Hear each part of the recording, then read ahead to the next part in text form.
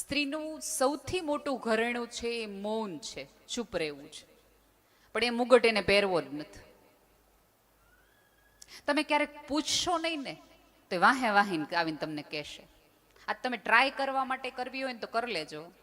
અહીંથી તમે જ્યારે જાઓ 10 તારીખે પછી તમે કશું પૂછતા નહીં, દરવાજો ખોલીને સરસ રીતે અંદર સ્માઇલ કરી અને રસોડામાં ચા બનાવવા જતા રહેજો.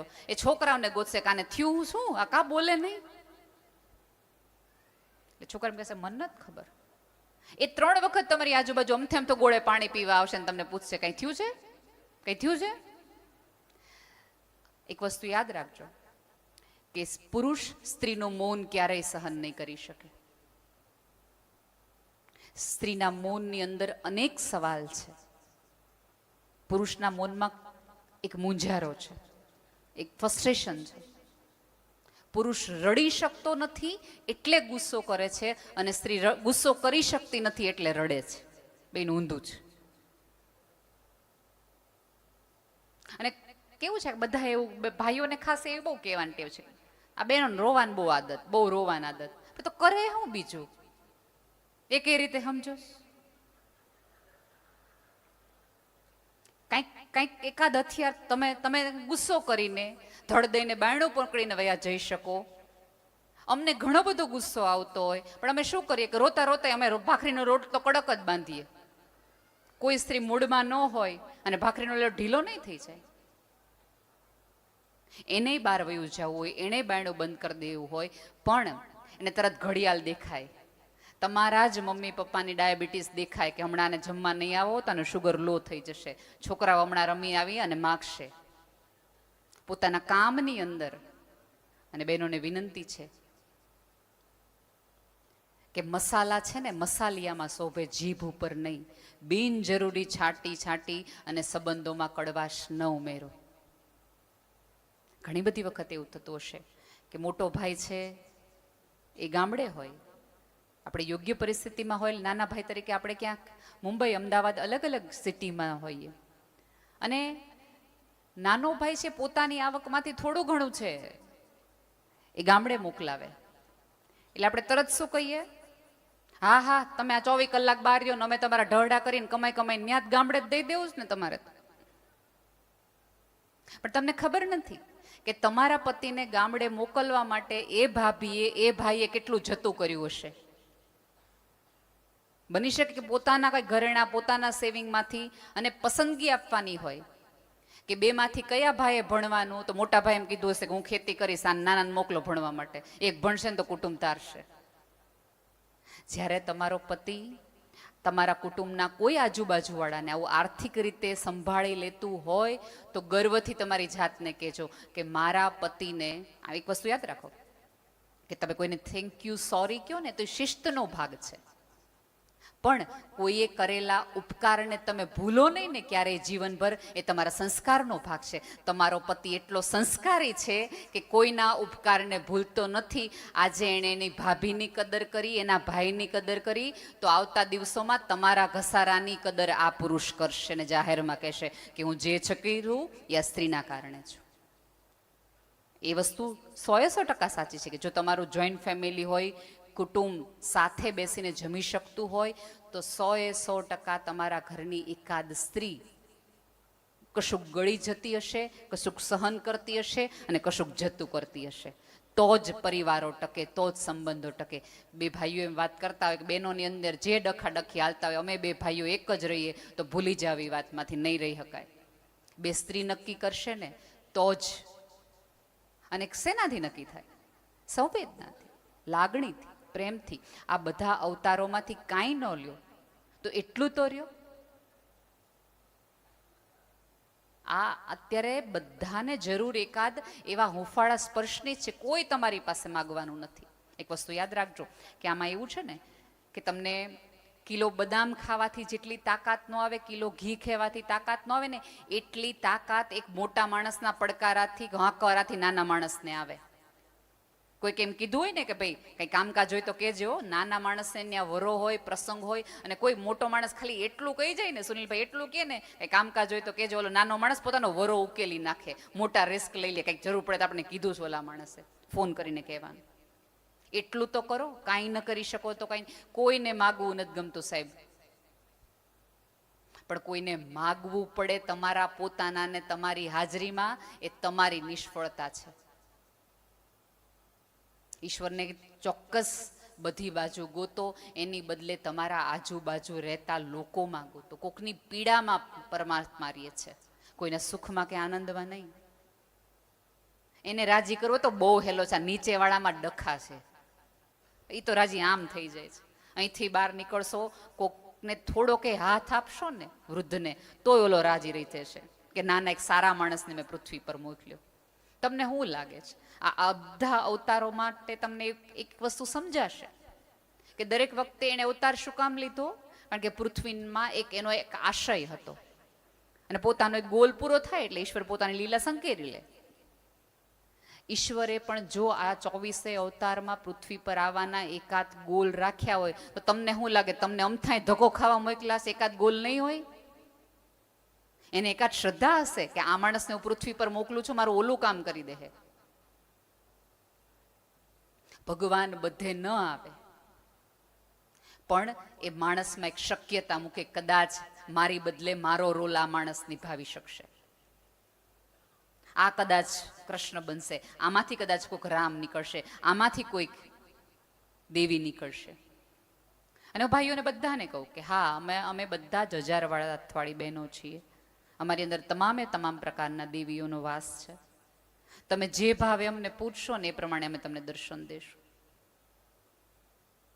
તમે કમળની લાલાશથી અમને સાચવશો તો અમારી અંદરથી લક્ષ્મીજીના દર્શન તમને થશે. તમે સારી વાણીથી, વિચારથી અમને વર્તન કરશો તો અમારી અંદર તમને સરસ્વતીનો વાસ થશે. અને તમે જો રૌદ્ર સ્વરૂપ દેખાડશો તો અમારી અંદર દુર્ગા અને મહાકાળી બંને છે, અમે તમને એ પ્રમાણે દર્શન આપશું. જે પ્રકારની પૂજા કરશો એ પ્રકારનું અમારું સ્વરૂપનું તમને દર્શન થશે. એટલે જે જોતું હોય એ પ્રમાણે પૂજાના અર્થમાં કરજો. વાત અને કથા કાંઈ બહુ લાંબી નથી. આખી પૃથ્વી ગોળ છે એવું બધા જ કહે છે, પણ કેન્દ્રમાં તમે કોને રાખો છો ને એના આધારે તમારી વર્તુળની પ્રદક્ષિણા. આપણી સભ્યતા તો ગોળ ગોળ ફરવાની નહીં, પ્રદક્ષિણાની પરંપરા છે કે અહીંથી આટલો ફરશો ને તો કેન્દ્રમાં બેઠો ઓલો રામ રાજી થશે, ઓલો શંકર રાજી થશે, ઓલો કૃષ્ણ રાજી થશે. આપણા શાસ્ત્રોએ આપણે કેવી સરસ વાતો કરી છે, આપણને કીધું. અને આ આખી આમ જોઈએ તો પરિવારોની કથા છે, પણ આપણને કોઈ રીતે એવી રીતે કોઈ સમજાવતું નથી. પૂજ્ય મોરારી બાપુ એમણે બહુ સરસ આ બધી વાતો કરી હતી કે તમે જુઓ કે શંકરની જટામાંથી ગંગાજી વહે પાણી, અને થોડાક નીચે આવો તો અહીંયા કપાળમાં અગ્નિ છે. અગ્નિ અને પાણીને જરાય સંબંધ નથી, તોય સાથે રહીએ છે. વેરભાવ છે ને બંને વચ્ચે. એમની જટામાં ચંદ્ર એટલે અમૃત છે, અને ગળામાં ઝેર છે. અમૃત અને વેર તેમ છતાં એક શરીરમાં સાથે રહીએ છે. શંકર ભગવાન છે એ નંદી રાખે, અને માં છે એ વાઘની સવારી. એ બે વચ્ચે વેર છે. એમનો એક સંતાન છે એ ઉંદર ઉપર, અને એક સંતાન મોર ઉપર, એને વેર છે. નાગને અને મોરને વેર, ઉંદરને આને વેર. તોય જો આટલી વિરુદ્ધ પ્રકૃતિ વાળા લોકો એક સાથે રહી તો અમારો ઈશ્વર તમને એ દેખાડે છે કે તમારા કુટુંબમાં બધા વિરોધ પ્રકૃતિના હોય તેમ છતાં પણ સાથે રહી શકાય. તમારા વિચારોમાં ભેદ હોઈ શકે, તમારા મનમાં ભેદ ન હોઈ શકે. તમને કેમ એક કુટુંબ આપવામાં આવે, એક સરનેમ આપવામાં આવે, એકની કુળની દેવી આપવામાં આવે, એક રીત રિવાજ દેવામાં આવે કે જેથી કરીને તમે કોના છો ને તમને સતત યાદ રહે.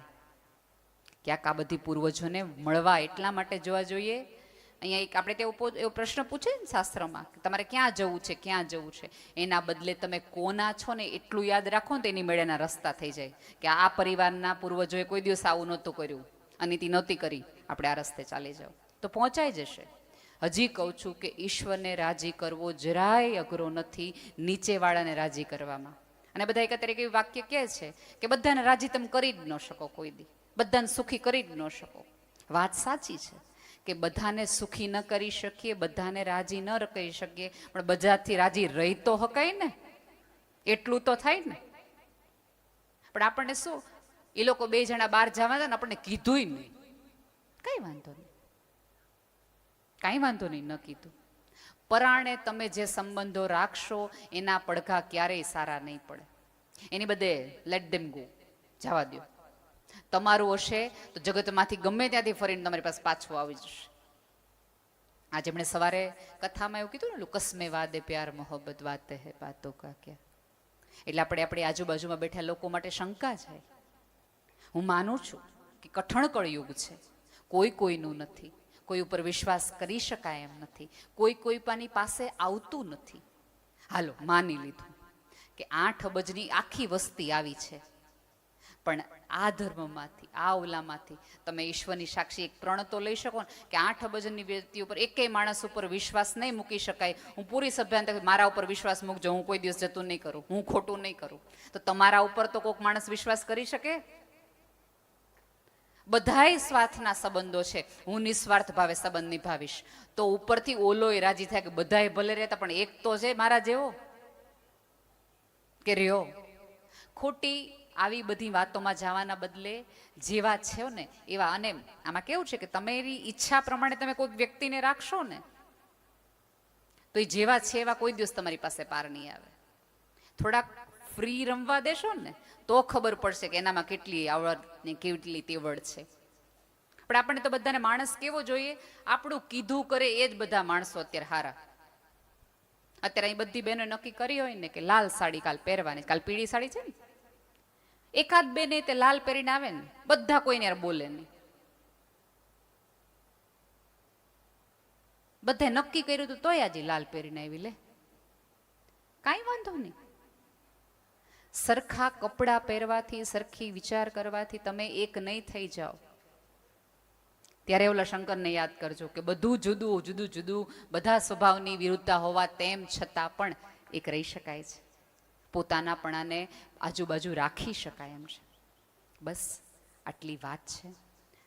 હું ઈશ્વરને પ્રાર્થના કરું કે તમે જે આશય સાથે આખા પરિવારે જે મોક્ષની યાત્રા તરફ માણસને લઈ જાશો, મોક્ષ મળવો તો બહુ જ સહેલો છે, કંઈ બહુ ખાસ અઘરું નથી. આ જગતમાં જીવતા પણ તમે મોક્ષની પ્રાપ્તિ કરી શકો જો તમને આજુબાજુનું કશું એવું અડદે નહીં, જવા દેવું વાળું, ગાંઠ ન બાંધવો વાળું. ખોટે ખોટા કોલેસ્ટ્રોલ ને હાર્ટ એટેક શેનાથી આવે છે? લોકો છે ને કેન્સરની ગાંઠથી નથી મળતા ને એટલા મેણા ટોણાથી મરી જાય છે. એ થોડાક ઓછા કરી નાખો તોય કોઈક માણસ જીવી જાય. અને કોઈક મરે ત્યારે 4 જણા જે ભેગા થઈને સમથી ખભો દેવા જાઓ ને એના કરતાં કોઈક જીવતા માણસને ખભો આપો ને તો કદાચ એ 2 વર્ષ કાઢી નાખે. એટલું તો કરો. ભેગા મૂકવા માટે ભેગા જાઓ ને તો કોઈકની ચડતીમાંય ભેગા દે. કોઈક વ્યક્તિને પાડવામાં જેટલી એકતા દેખાડો છો ને એટલી એકતા કોઈક વ્યક્તિને ઉપર લઈ જવામાં દેખાડો તો કદાચ ઓલો રાજી થઈ જાય અને તમને આમનામ મોક્ષ મળી જાય. આમ આખી વાત જુઓ ને તો તમે વિચાર તો કરો કે ઈશ્વરને પણ જો વારંવાર આ પૃથ્વી પર આવવાની ઈચ્છા થતી હોય તો આ જગત એને કેવું સુંદર બનાવ્યું હશે. બધા એવું કહે છે કે વિસ્ફોટમાંથી આખી પૃથ્વીનું બ્રહ્માંડનું નિર્માણ થયું છે. એ વિસ્ફોટ કશું નથી, ઈશ્વરની અંદર રહેલી સત્ય, પ્રેમ અને કરુણાનો એવો વિસ્ફોટ હતો કે જેમાંથી માણસ એને બનાવ્યો. અને તમને પ્રાણી ન બનાવ્યા ને તમને માણસ બનાવ્યા એનો અર્થ એ હતો કે તમારા ઉપર ઈશ્વરને શ્રદ્ધા હતી કે અત્યારે જે પૃથ્વીમાં રમાખાણ ચાલે છે ને આ 4-5 જણા થઈને ભેગા બચાવી લેશે, આ લોકો દુઃખ દૂર કરી નાખશે. બાકી ક્યારેય કોઈ સંપૂર્ણ સતયુગ હતો જ નહીં, સંપૂર્ણ કળિયુગ હતો જ નહીં. દરેક યુગમાં દરેક યુગ પેરેલલ ચાલતો જ હોય. દરેક માણસની અંદર રામ અને રાવણનું યુદ્ધ હાલતું જ હોય. તમારો સંસ્કાર ને તમારો વિવેક નક્કી કરે કે અત્યારે તમારી અંદરથી શું બહાર આવશે, રામ આવે કે રાવણ આવે. બધી સરસ કથાઓ સાંભળો, સાંભળવા કરતાં પણ એકાદ કથા પ્રમાણે જીવવાની તૈયારી દાખવો. અહીંયા બેઠેલા તમામ વ્યક્તિઓને દિલથી જેનેથી માફી માગવાની હોય માગી લ્યો. એવી કોઈ અમૃતત્વ તમે હું લઈને આવ્યા નથી. આપણે કોઈના મર્યા પછી રોઈએ છે જેટલા માટે કે આપણે વ્યક્તિને જેટલો પ્રેમ કરવો તો એટલો કરી ન શક્યા, એ વ્યક્તિને જેટલી માફી માગવી હતી એ આપી ન શક્યા. એટલા માટે ઈશ્વરને પ્રાર્થના કરું કે તમે એકબીજાને સમજતા થઈ જાઓ. માણસમાં પરમ જોઈ શકો એવી દિવ્ય ચેતના આપ સૌને મળે. અને જે વાતો અને વિચારો થાય છે એ તમે અહીંયા ગંગામાં ઘણા બધા એવું કહે, ત્યાં અહીંયા ઘણા બધા હશે ને એવું બોલશે તે કે આવું બધું સાંભળવું સારું લાગે, કથામાંથી બહાર આવો ને પછી હતા એના એ આ બધું કહે પણ કાંઈ થતું ને. તમે વિચાર તો કરો કે આટલું કહેવાય છે ને તોય આટલું છે. હાવ ન કહેવાતું હોત તો કેવી આ પૃથ્વી હોત, તો કેવી હોત. કથાઓ તો સાંભળો પણ થોડાક સંબંધોને પણ સાંભળવાનું રાખો. જે લોકો બોલી શકતા નથી એની તરફે કાન દઈને એની આંખોને વાંચવાનું રાખો. હું અનેક વાર કહી ચૂકી છું કે તમને અહીંયા બેઠેલા અક્ષરો તમને વાંચતા આવડે ને તો તમે સાક્ષર કહેવાઓ કે હા તમે વાંચતા લખતા આવડે છે કારણ કે તમે ભણેલા છો. પણ તમને જે દિવસે કાળા અક્ષરની સાથે કાળી આંખના મૂંઝારા વાંચતા આવડે ને ત્યારે તમે માણસ કહેવાઓ.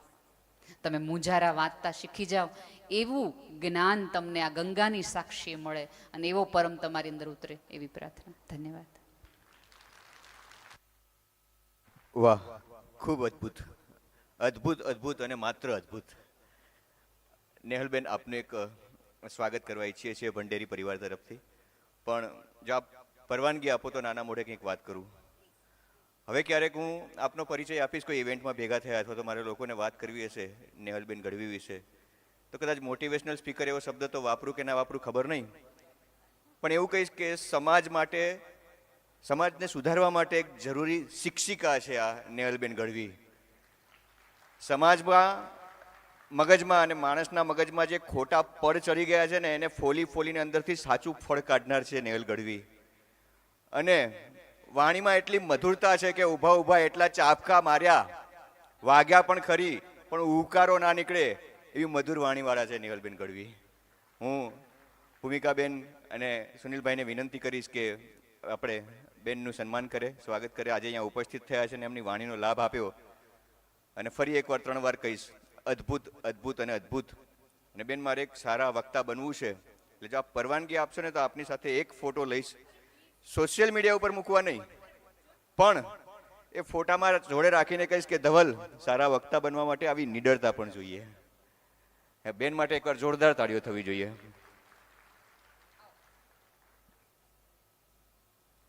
ના, એ તો એ લોકો પાડીને નહીં આપે, હું મારા મોબાઈલમાં પાડીશ.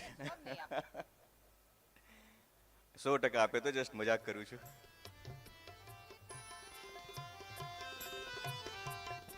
ખૂબ ખૂબ આભાર બેન. સુનિલભાઈ અને ભાભીને વિનંતી કરીશ કે મંચ પર આવી અને બેનનું સન્માન, સ્વાગત કરે.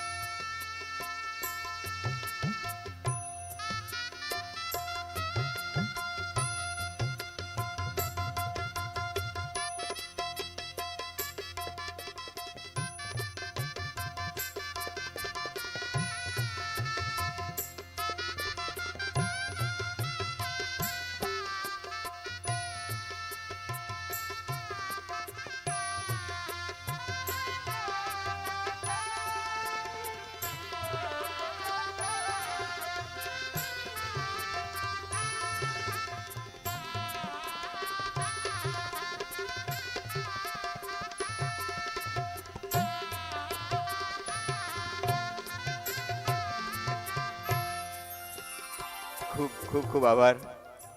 અને છેલ્લે 2 શબ્દો એવા કહીશ કે ગઝલની 2 લાઈન કેવી છે, ઘણા બધા લોકોએ સાંભળી હશે. આમ તો એ ગઝલકારે એ ગઝલ એની નાયિકા માટે લખી છે, પણ એ જ શબ્દો હું તમારા સંદર્ભમાં કહીશ, કદાચ તમે પણ સમજી જશો અને આ ઓડિયન્સ પણ સમજી જશે કે તમારા અહીં આજ પગલાં થવાના, ચમનમાં બધાને ખબર થઈ ગઈ છે, ઝુકાવી છે ગરદન બધી ડાળીઓએ, ફૂલોની એ નીચી નજર થઈ ગઈ છે. એવું સુંદર આ ફૂલ આ ચમનમાં અહીંયા આજે ઉપસ્થિત થયું છે. અને ગઝલકારે તો બહુ સરસ લખ્યું છે કે શરમનો કરી ડોળ સઘળું જુએ છે, કડી પાંદડીઓના પડદે રહીને. શરમનો કરી ડોળ સઘળું જુએ છે કડી પાંદડીઓના પડદે રહીને, ખરું જો કહું તો વાતાવરણ પર તમારા નયનની અસર થઈ ગઈ છે. અને છેલ્લી લાઈન, ઉપસ્થિત તમે છો તો લાગે છે ઉપવન. આખું ઉપવન જ છે ને, સરસ મજાનું, કે ઉપસ્થિત તમે છો તો લાગે છે ઉપવન, કોઈ કલાકારનું ચિત્ર સંપૂર્ણ જાણે, તમે જો ન હો તો બધા કઈ ઉઠે કે વિધાતાથી કોઈ કસર રહી ગઈ છે. આવા નેહલબેન માટે ફરી એકવાર ઊભા થઈને જોરદાર તાળીઓ. અને ખૂબ ખૂબ આભાર બેન, ખૂબ ખૂબ આભાર, આપે આપની વાણીનો લાભ આપ્યો. ધન્યવાદ.